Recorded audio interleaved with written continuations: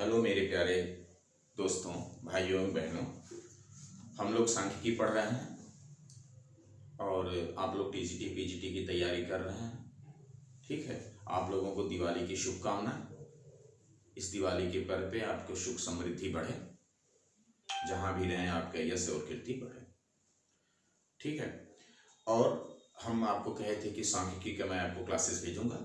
उसी क्रम में हम देखते हैं कि मैं सांख्यिकी के प्रीवियस क्लासेज में हमने क्या डाला था। मैंने 5 वीडियो आपको सेंड किया है मेरे यूट्यूब चैनल पे, आप देखिए। पहले में इंट्रोडक्शन, सांख्यिकी क्या होती है, सांख्यिकी का जन्म किसने, सांख्यिकी का जन्म दाता कौन है, क्या है, पूरा इंट्रोडक्शन। दूसरे में आता है कलेक्शन ऑफ डाटा। दूसरा इंपॉर्टेंट वीडियो है जिसमें मैंने बताया कि 2 प्रकार के डाटा होते हैं, प्राइमरी और सेकेंडरी। इससे जरूर क्वेश्चन आपके एग्जाम में पूछे जाते हैं। प्राइमरी जो सबसे विश्वसनीय, स्वयं के द्वारा इकट्ठा किए जाते हैं, इसमें आप इसमें साक्षात्कार की विधि अपनाते हैं। ठीक है, प्रश्नावली अपनाते हैं, अनुसूची अपनाते हैं, अनेक विधियां अपना के आप प्राइमरी डाटा को कलेक्ट करते हैं। द्वितीयक डाटा उसे कहते हैं जो दूसरे के द्वारा कलेक्ट आंकड़ों को यूज किया जाता है, उसको द्वितीयक। ज्यादातर इसी डाटा का प्रयोग होता है क्योंकि प्राइमरी डाटा बहुत खर्चीला होता है, बहुत ज़्यादा एक्सपर्ट की जरूरत होती है, मेहनत होता है, समय लगता है। इसलिए सेकेंडरी डाटा, जितनी भी रिपोर्ट आती है आप देखते हैं, IMF, वर्ल्ड बैंक, RBI, चाहे जो भी जितनी भी संस्थाओं की रिपोर्ट आती है, सब द्वितीयक आंकड़ा है। और प्राइमरी आंकड़ा ये देखते हैं। अभी जैसे इसमें बहुत से प्रश्न पूछ दिए जाते हैं एग्जाम में, साक्षात्कार है, प्रश्नावली है, जिसको क्वेश्चनरी बोलेंगे, अनुसूची है, शेड्यूल बोलेंगे। तो इसको बारे में मैंने पढ़ाया है पार्ट 2 में, वेरी इंपॉर्टेंट है। यहाँ से क्वेश्चन आपके पूछे जाते हैं। जो बच्चे किसी भी क्लास में सांख्यिकी पढ़ रहे हैं, आप जानते हैं सांख्यिकी हमारे इकोनॉमिक्स में पढ़ाई जाती है, हमारी ज्योग्राफी में पढ़ाई जाती है, सोशियोलॉजी में पढ़ाई जाती है, ठीक है, साइकोलॉजी में पढ़ाई जाती है, कॉमर्स में तो इम्पोर्टेंट है ही। लगभग सांख्यिकी हर विषय में, जो लोग BEd कर रहे हैं, BTC कर रहे हैं, हर जगह सांख्यिकी पढ़ाई जाती है क्योंकि निर्णय में है। इसलिए सभी लोगों की क्लासेज आप लोग शेयर करिए। ठीक है, तो कलेक्शन ऑफ डाटा। तो प्रश्नावली में क्या होता है, प्रश्नों की बना दी जाती है सूची, जिसको जिस अनुसंधान करते हैं, कहीं जाते हैं, उस सूची को उनसे भरवाया जाता है। तो प्रश्नावली अनुसूची में स्वयं भरा जाता है। अधिकतर अगर एग्जाम में आपके पूछे कि किसी देश की जनसंख्या की गणना, जनसंख्या के आंकड़े जो आपके 2000 नेक्स्ट ईयर में 2021 में भारत सरकार करने वाली है, जनसंख्या का जो आंकड़े कलेक्शन किए जाते हैं भारत सरकार द्वारा या किसी भी देश द्वारा, जो देश अपना, उसको अनुसूची का प्रयोग किया जाता है। और अगर ये आपके साक्षात्कार का प्रयोग ज्यादातर वहां किया जाता है जहां जनसंख्या क्या है, अशिक्षित। अभी ये नेट में एक क्वेश्चन आया था, एक बार किसी वर्ष में देख रहा था कि किसी टाउन की, किसी कस्बे की जनसंख्या कितना है, उसमें से ज्यादातर लोग अशिक्षित हैं। तो आपको डाटा को कलेक्शन करना है तो कौन सी विधि अपनाएंगे, तो आप उसमें साक्षात्कार मारेंगे, साक्षात्कार लिया जाता है। तो इसलिए ये अशिक्षित लोगों के लिए ज्यादा उपयोगी होती है।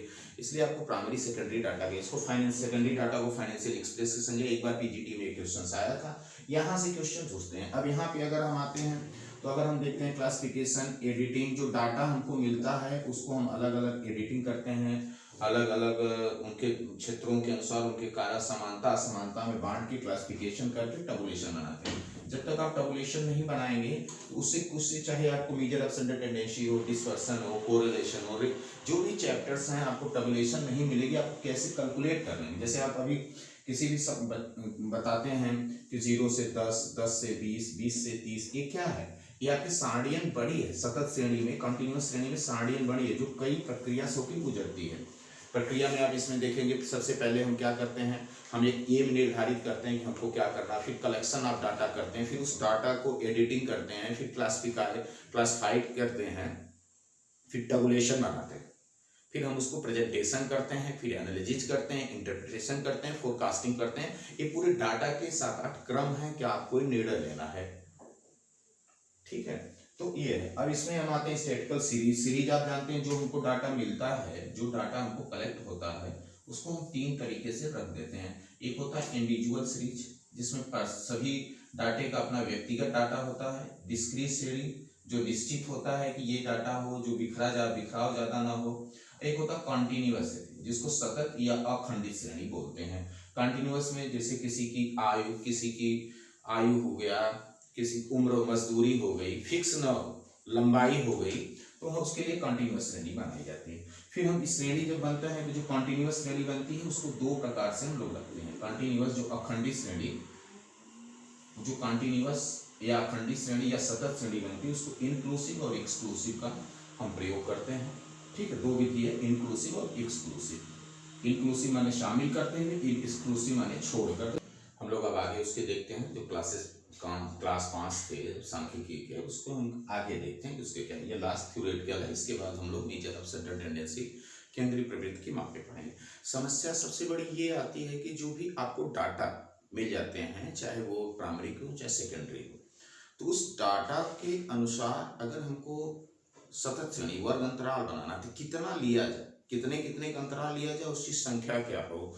तो आप देखिए कि अधिकतर हम जैसे मान लें एक हम एग्जांपल ले रहे हैं, जैसे मान लें आपने क्लास में टेस्ट लिया, आपने क्लास में कोई टेस्ट लिया, मान लें किसी सब्जेक्ट में, वो उसका मैक्सिमम मार्क था 50 नंबर मैक्सिमम मार्क था। मिनिमम मार्क आपका 0 था और मैक्सिमम मार्क आपका 50 था।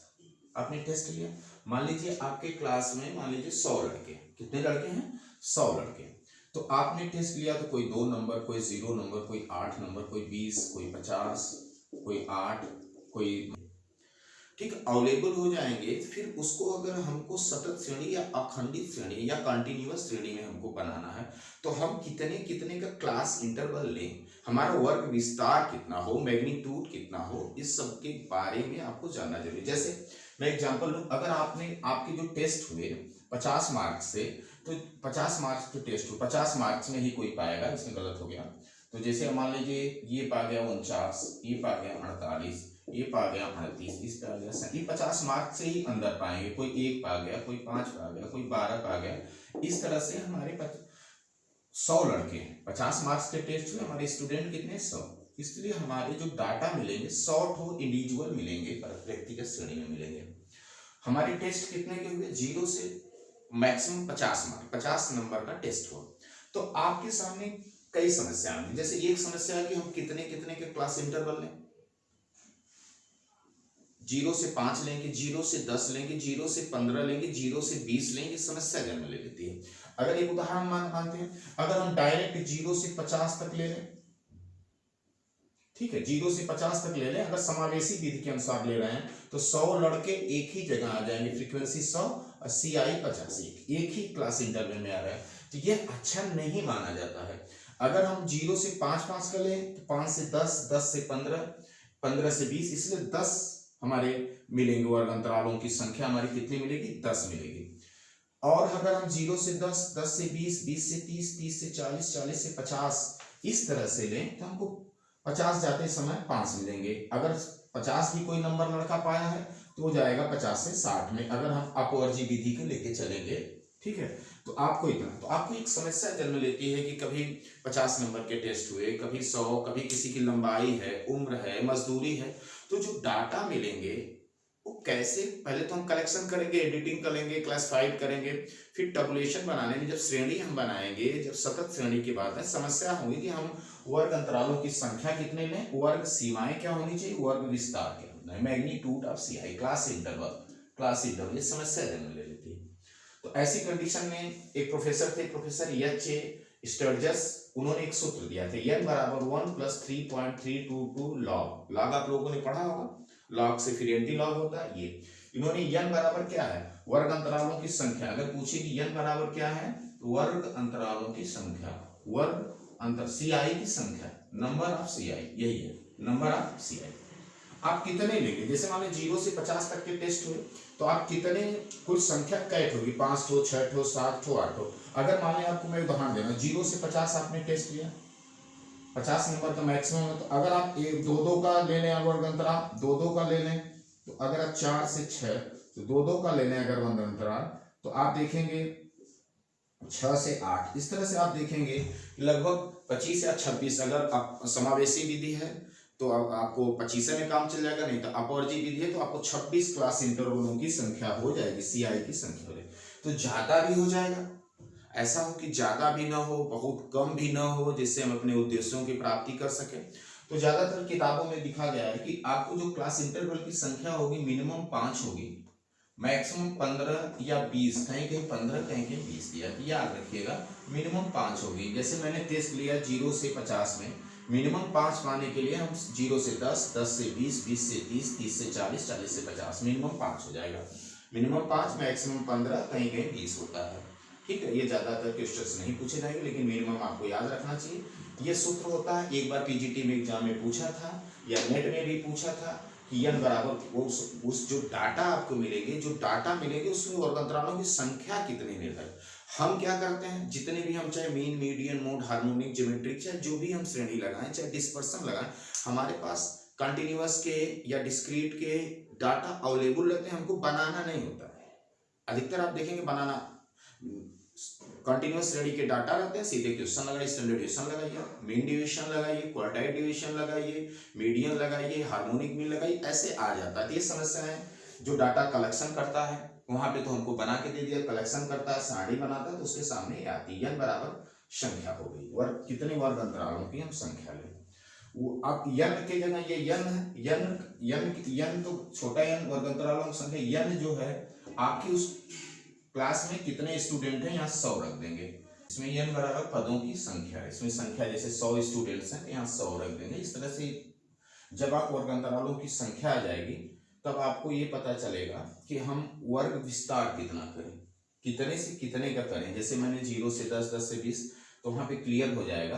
तो आपके अगर दशमलव में आते हैं तो पूर्णांक बना लिया जाता है। जैसे संख्या आ गई, जैसे मान लीजिए अगर हम यहाँ गया कैलकुलेट करें, मान लीजिए संख्या आ गई 8 और हमारे वर्ग विस्तार करना है, तो वर्ग विस्तार करना है तो हमको आई चाहिए। आई का मतलब होता है इंटरवल, इंटरवल तो जो क्लास इंटरवल है कितने कितने का अंतर होना चाहिए। जैसे 0 से 10, 10 से 20, यहाँ कितने कितने का अंतर है, यहाँ हम देखेंगे 10 10 का अंतर है, तो इसको हम आई बोलते हैं, जिसको यहाँ पे यूज होता है क्लास इंटरवल आई। तो आई बराबर एक सूत्र होता है वर्ग विस्तार, इसको बोलते हैं magnitude of class interval, maximum number minus minimum number बटे 1 प्लस 3.322 लॉग n, ऐसे निकालेंगे तो आई आएगा। आई जो आपके आते हैं, कोई जरूरी नहीं कि जितना आए हम वही आई लें, आई पॉइंट्स में आ सकता है, किसी में आ सकता है, तो हम इसको पूर्णांक में, जैसे मतलब आई अगर हमारा 9 आ गया तो हम 10 10 का ले लेंगे, उसी के आसपास हम कैलकुलेट कर लेंगे, या ऐसे आप निकाल लेंगे। फिर यहाँ से इसको हम m2, जैसे इसमें आपने टेस्ट लिया 0 से 50 नंबर, एक लड़का मैक्सिमम 50 पाया है और मिनिमम 0 पाया है, तो 50 minus 0 maximum number minus minimum number बटे 1 प्लस 3.322 लॉग n। और मान लीजिए 100 लड़के हैं तो 50 बटे 1 plus 3.322 log n, log 100, log 100 का मान 2 होता है, तो जो 2 जोड़ देंगे तो 50 बटे 3 2 5 1 6.322 आ जाएगा। 6 से भाग देंगे 6 48, मतलब 9 के आसपास आएगा, 9 के आसपास आएगा। तो आप जो ये टेस्ट हुआ 0 और मैक्सिमम 50 का, तो 9 मतलब 10 10 का अंतर आप लेके कर सकते हैं, 0 से 10। तो आपको वर्ग विस्तार पता, वर्ग विस्तार के फार्मूला होता है, आप नोट कर लीजिए। आई बराबर इंटरवल, m2 बराबर मैक्सिमम, उस श्रेणी का maximum number minus minimum number बटे 1 plus 3.322 log n। Log n मतलब कितने संख्या है, पदों की संख्या, नंबर ऑफ आइटम्स। तो आप ऐसे ही वर्ग विस्तार ज्ञात कर लेंगे, क्योंकि आपको पता होना चाहिए कितने कितने का मैं क्लास इंटरवल लूंगा, कितनी संख्या यहाँ से निर्धारित हो जाएगी। ये सूत्र है, ये n बराबर वर्ग अंतरालों की संख्या, फिर इसी की निकाल के इसमें आप भाग दे देंगे तो आई आ जाएगा। आई मतलब होता है अंतराल, वर्ग विस्तार कहाँ कहाँ से। एग्जाम में आपको पूछ दिया जाता है कि वर्ग विस्तार 0 से 10, 10 से 20, तो ये वर्ग विस्तार है 10 10 का। वर्ग सीमाएं कितने कितने के लिए, तो 0 और L1 इसको बोलते हैं, L2 lower limit upper limit, तो वर्ग सीमाएं, वर्ग विस्तार। तो ये जानना आपको जरूरी है कि कितने हम वर्ग अंतरालों की संख्या लें। इस तरह आपको सब चीज पता होना चाहिए, नोट कर लीजिएगा। कभी कभी आई बराबर होता है m2 माइनस L1 बटे n, ये रख देंगे, n यहाँ रख देंगे, या डायरेक्ट ये रख दीजिए, दोनों में से एक। n भी हो सकता है वर्ग अंतरालों की संख्या, इसका एक सूत्र भी बन सकता है, वर्ग अंतरालों की संख्या, वर्ग अंतरालों की संख्या आई बराबर m2 मैक्सिमम मूल माइनस मिनिमम मूल बड़े वर्ग अंतरालों की, CI वर्ग अंतरालों की संख्या। ये भी रख सकते हैं, संख्या यहाँ से निकलेगी। इस तरह से आप क्लियर कर लेंगे कितना हम संख्या लेंगे, कितना वर्ग विस्तार लेंगे। ठीक है, ये आपके निकल के आएगा। ये श्रेणी बनाई जाती है, श्रेणी की विधियां मैंने बता दिया, समावेशी अपवर्जी। समावेशी में जो होता है जो ऊपर पॉइंट होती है, अपर लिमिट होती है, उसी श्रेणी में शामिल होती है। अपवर्जी विधि में अपर लिमिट उसमें शामिल नहीं होती है। ज़्यादातर हम लोग एग्जामों में अपवर्जी विधि का प्रयोग करते हैं। ठीक है, ये चीजें आ गई, आपको समझ में आ गया। ठीक, अब आई बराबर क्या होता है? आई बराबर को बोलते हैं इंटरवल। इंटरवल क्या होता है? कितने कितने का वर्ग विस्तार करें ये तो वहां से निकल के आएगा, लेकिन अगर इवरी आई को हम पूछे प्रत्येक, तो L2 माइनस L1, इसको हम आई बोलते हैं। आई बराबर, अगर प्रत्येक का आई हम पूछें, प्रत्येक का आई, तो L2 माइनस L1। एक चीज और ध्यान देना है कि जो आप श्रेणी बनाएंगे, जो वर्ग विस्तार होगा अधिकतर समान होना चाहिए। अगर 10-10 का है 10-10 का है, 5-5 का है 5-5, 20-20 का है 20-20 का, 30-30 का है 30-30 का, ऐसे होना चाहिए।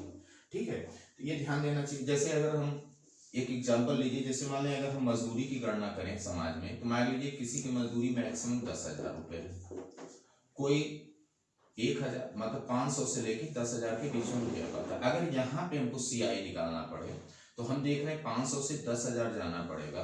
तो अगर हम यहाँ पे अगर हम उसकी गणना करेंगे, तो 0 से अगर हम करें 1,000 का, 1,000 से अपवर्जी विधि में 2,000 का, 2,000 से 3,000 का, इस तरह वर्गांतरालों की संख्या कितनी हमको मिलेगी?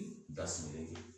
11 अगर हम इसको समाहित, अगर कोई आदमी 10,000 पाता है तो 10,000 से 11,000 में आ जाएगा, तो 11 हो सकती है वर्गांतरालों की संख्या। तो आपको पता होना, अगर आप 10-10 का लेंगे तो लगभग 1,000 क्लास वर्गांतरालों की संख्या बनेगी, समस्या आ जाती है। इसलिए आपको पता होना चाहिए कितने कितने का हम वर्गांतरालों की संख्या का निर्धारण पहले हो जाना चाहिए, फिर वर्ग विस्तार की आप ज्ञात कर लीजिए, आई ज्ञात कर लीजिए, आपका समस्या समाधान। आई बराबर होता है L2 माइनस L1। एक होता है मीड वैल्यू, जो आपके सभी समस्या L2 माइनस L1 बटे 2, मीड वैल्यू। जैसे हम एक उदाहरण लेते हैं, CI 0 से 10, अपवर्जी विधि ले रहे हैं। अपवर्जी विधि का ही ज्यादातर प्रयोग किया जाता है। 40 से 50, 50 से 60। अगर हम इसको मीड वैल्यू देखें, आगे मीड वैल्यू आएंगे, मीन में आएंगे, स्टैंडर्ड जहां जहां मीन आएंगे मीड वैल्यू की जरूरत पड़ेगी। तो इन दोनों को जोड़ दीजिए, किसी भी श्रेणी को, इसको L1 L2, इसका L1 इसका L2 इसका L1 L2 L1 L2 L1 जोड़िए। 0 से 10, 10 में 2 का भाग दीजिए 5, इसको जोड़िए 20 से 10, 30 में 5 15, इसको जोड़ेंगे 25, 50, 40, 90। ठीक है, ये आएगा 30 से 40, सॉरी 30 से 40, 40 से 50। ठीक है, तो 70 में 35, 50, 90, 45। इसको हम बोल सकते हैं MV1, MV2, MV3, MV4। कभी कभी यहाँ से क्वेश्चन कैसे पूछा जाता है, ये से पूछा जाता है। तो आप अगर ये देख रहे हैं, अगर आप इसको ट्रांसफर करेंगे, ये तो ये निकला, अगर आप दूसरे को ट्रांसफर करेंगे, 2 यहाँ दे, 2MV बराबर L2 माइनस L1। तीसरा निकल सकता है, इसको ट्रांसफर कर दीजिए, 2MV माइनस L2 बराबर 0। यहाँ हमने MV1 MV2 क्लियर नहीं किया है कि आप किसी से कहीं से भी ले सकते हैं। तो ऐसे इसको L1 को इधर लाएंगे तो ऐसे फार्मूले बन सकते हैं। अगर MV2 और MV1 से अगर हम गणना करें, तो I बराबर होता है MV2 माइनस MV1। ये ध्यान रखिएगा, I बराबर होता है MV2 माइनस MV। अब छोटी छोटी बातों को नोट करिए। I बराबर L2 माइनस L1, MV बराबर, ये देखिए यहाँ प्लस होगा, L2 प्लस L1।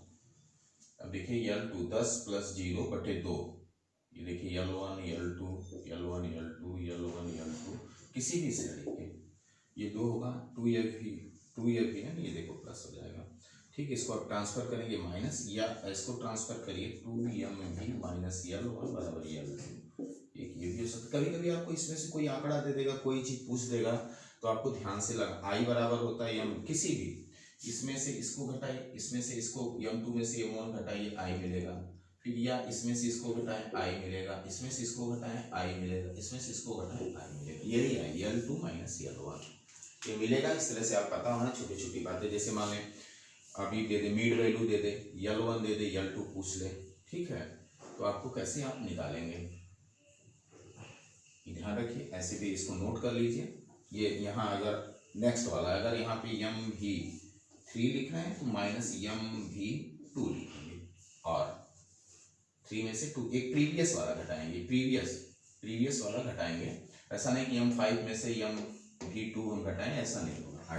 I बराबर होता है m_v2 माइनस m_v1 जो यहाँ था, ठीक है। किसका था? 0 से 10, 10 से 20, 20 से 30, 30 से 40, 40 से 50, ठीक है।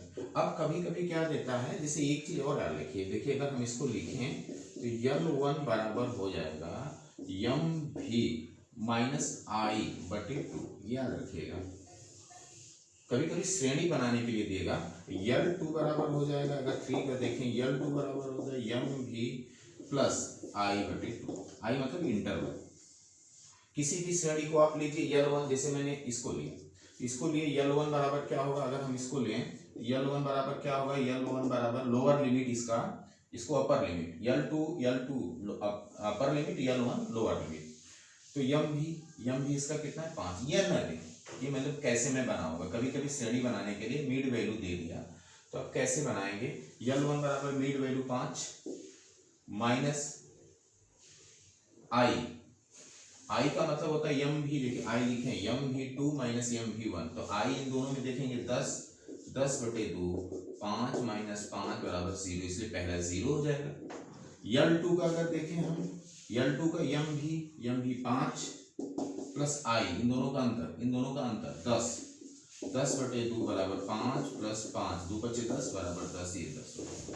इस तरह CI बनाने के लिए कभी आपको कह भी सकता है, आराम से बना देंगे, या बनाने के लिए कहें, या कभी कभी दे देगा I दे देगा, L2 दे देगा, मिड वैल्यू पूछेगा, मिड वैल्यू दे देगा, और I देगा, पूछेगा अपर लिमिट कितना है, या मिड वैल्यू दे देगा, इंटरवल दे देगा, और L1 पूछ सकता है। ऐसे ऐसे क्वेश्चंस आपके एग्जाम में आते हैं। छोटी छोटी बातें मैंने बताया। देखिए सबसे कठिन क्या होता है, थ्योरेटिकल क्वेश्चंस को उठाना। अभी किसी से आप पूछ देंगे कि मीन का ये इंडिविजुअल श्रेणी में कैसे लगता है, तो आप सभी का सभी पदों की संख्या बटे पदों का योग बटे पदों की संख्या आप कर देंगे तो उसका औसत आ जाएगा। ऐसे लोग लगा लेते हैं, लेकिन हमको छोटी छोटी बारीकियों को करना है। आपको कोई भी प्रॉब्लम है आप कमेंट बॉक्स में करिए कि हाँ इसमें क्या होता है। मैंने आपको लगभग थ्योरेटिकल एक शॉर्ट वीडियो में, वो भी मैंने विस्तृत नहीं आपको बताया, एक शॉर्ट वीडियो में मैंने लगभग, ये मेरा 6वां क्लास है, मैंने आपको छोटी छोटी बातों को बनाया। इसको नोट करिए।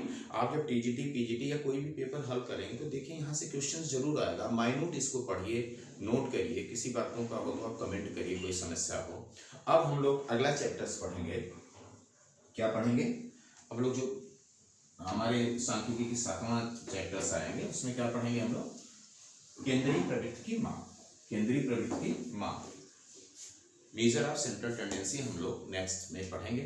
और यह आपके कंपटीशन में भी क्लासेस इंपॉर्टेंट है, और जो लड़के BCom जहाँ भी स्टैटिक्स उनको हो उनके लिए बहुत ही उपयोगी है। ठीक है, आप इसको नोट करिए। ओके, एंजॉय करिए।